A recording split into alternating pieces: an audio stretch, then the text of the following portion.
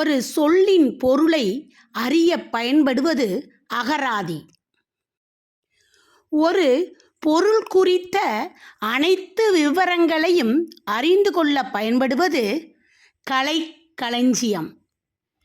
இந்த கலைக்களஞ்சியம் பல்துறை அறிவை உள்ளடக்கியதாக அல்லது ஒரு குறிப்பிட்ட துறை அறிவை உள்ளடக்கியதாக அமைந்திருக்கும்.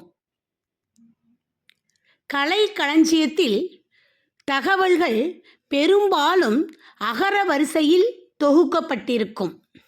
இப்பாடப்பகுதியில் இசைத்துறை பற்றிய கலைக்களஞ்சியம் ஒன்றை அறிவோம்.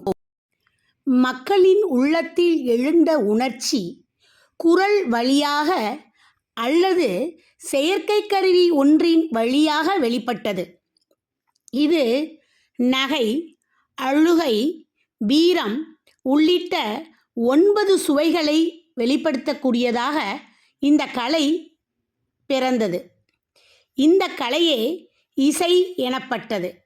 இது குரல் வழி இசை, கருவி வழி இசை என இசையை இரண்டாக பிரிக்கலாம்.